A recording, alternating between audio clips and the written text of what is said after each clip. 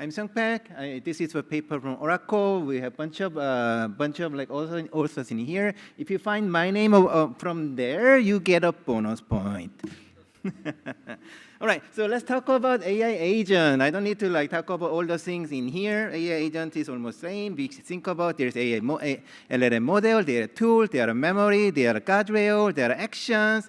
Yes, everybody's talking about AI agent these days. And then if you look at what kind of framework do you need to build your own AI platform, framework do you need to AI agent, you got 20 or 30 or 50 or whatever, how many count. Do we need them all? Does it make sense to every own company building their own AI agent SDK? Does it matter? I don't know. We'll see. So which is why we go into this thing. If you, I mean, we don't need to like remember any of those things. The top right things. This is a very similar idea to what we have done with Onyx, like when you are doing with like deep learning thing, and this is just for the AI agent. It's very simple. We need all these different frameworks. Maybe we need a very simple way to describe your AI agent in a configured as a language to define what your agent wants to do, how it wants to do, what it wants to do. And then it gives you certain set of like benefits of values if you do that. How does it look like? It's not that complicated. It's not rocket science. The heavy lifting is all done by AI model anyway. Why are we pretending this is so complicated thing? Just write it down, everything in a JSON file or YAML file. The baseline agent is nothing but all this prompt and the tools and then whatever. We just describe what you want to do, what you need, how do you want to do in a specific manner so that we can actually abstract it out. And then what about multi-agent patterns and then workflows or whatever? Sure, you start with one description of agent. You just connect them with how do you want to do it, what are next steps, what's the workflow, how do you want to use like different patterns. All of these things can be captured in very systematic manner. And then this is very elegant ways of doing things. And then and then that is the baseline of thing. We're actually adding some kind of things around it. For example, specification for tracing and observability. Yes, we are not building anything completely new. We're actually relying on things like open telemetry behind it. Basically, you want to like describe each of the steps, each of this agent, each of the workflow. What do you want to observe? What do you want to emit? What kind of tool calls do you want to review? And then those kinds of things you can specify in a very declarative manner. Okay, that sounds very great because it's modularity and whatever. What about the tools? Yes, there are supported tools, and then there are MCP tool, remote tool, server tool, client tool, whatever. We have a different like taxonomy of how these tools to be written and then put up and then carried around with the thing. The details are in the paper. Okay.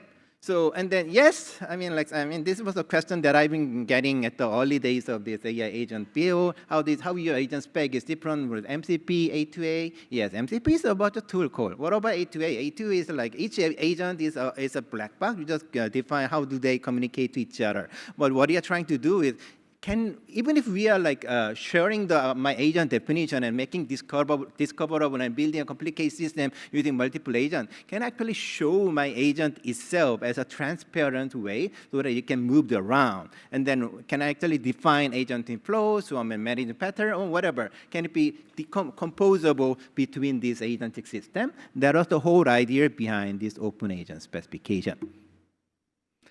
Yes, and then observability. I think this is one of the things that we are actually giving values in there. Oh, my agent is written in LangGraph, my agent is written in Open AI SDK. But when people are building this observability tool, tracing mechanism, whatever, do I need to build my agents like tools specifically for each of these SDK in Python level, API level? Or probably not. The other way of doing that is, can I actually look at only the thing outside the thing as a black box? Yeah, but when you want to interject some of the observation point into your agent implementation, what do you want to do? Rewrite the code? Which is why when you're talking to some of these companies that are building this observation tool, relying on this thing, abstraction thing, and then you can easily insert what you want to observe even later in the time so that you can actually see what's happening in the agent implementation. All right, so, and then this is one of the things that we specify in paper. I mean, the experiment result itself is a bit old. The values may not be relevant anymore, but that's the idea. If I use LangGraph, AutoGen, or like Amazon's like SDK, does it matter?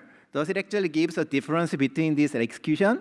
And the answer was yes, actually, like because these systems are actually dealing with how wrapping this system prompt, or adding context, or the learning tool calls, they do slices differencing, and then depending on how you want to do it, and then what framework you're using, it actually matters on the quality of answers as well as the latency of the system. So if you want to know about it, we can talk in my poster session. And then, yes, adapters, and then portability. I mean, yeah, basically, yes.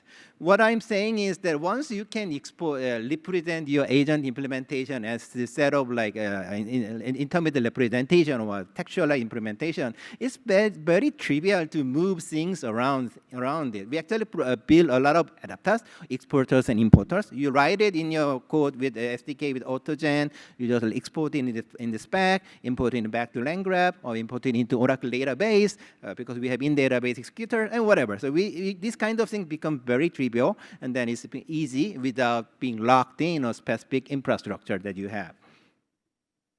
Okay, and then we've been working with a lot of different teams now. So basically, agency is one of the Linux Foundation protocol where we want to like, oh, here's my agent, it does this thing, it's discoverable, and etc.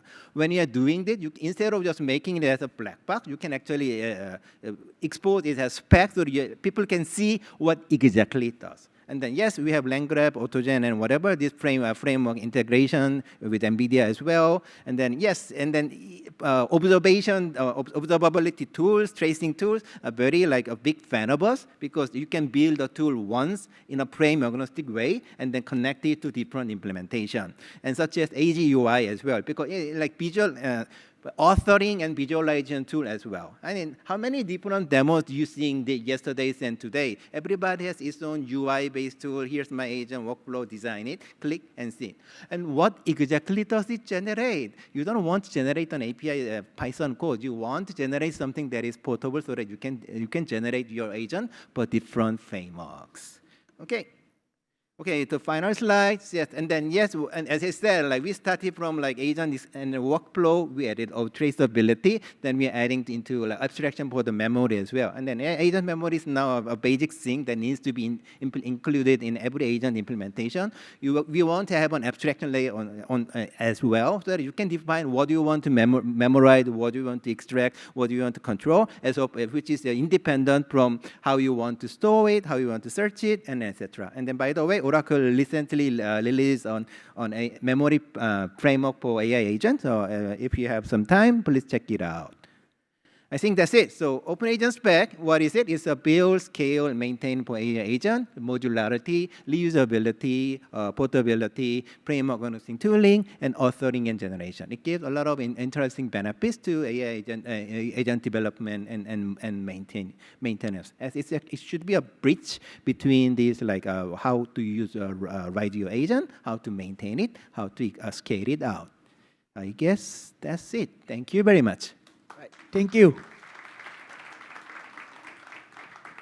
Are there any questions? Okay, there is one question.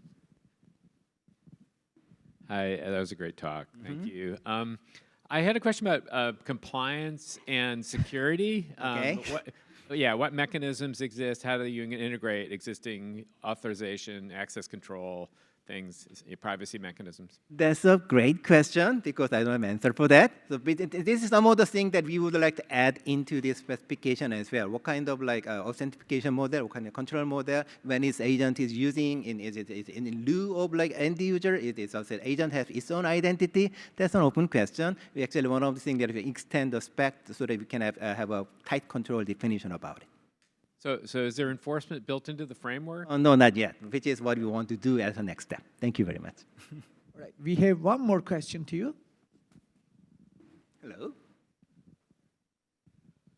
Hey, Hey, Vyas from Carnegie Mellon. This is really cool work, and I think about time that somebody had this. So I guess one question I have is like there's different domains that are building or different use cases. Like say somebody's building a data agent. At CMU, we are trying to build like security attack agents or security defense agents, right? So do you envision some kind of like a class hierarchy, like in classic object-oriented programming? Say, oh, there's a top-level open spec, and then there's like open specs for individual subdomains or sub-verticals of interest? That will be a great extension of the work that we are doing, but we will start small because the more we want to add into specification, it will go south. So we'll start very small, agree over some subset, and then people can extend it from there. Thank you. Thank you very much.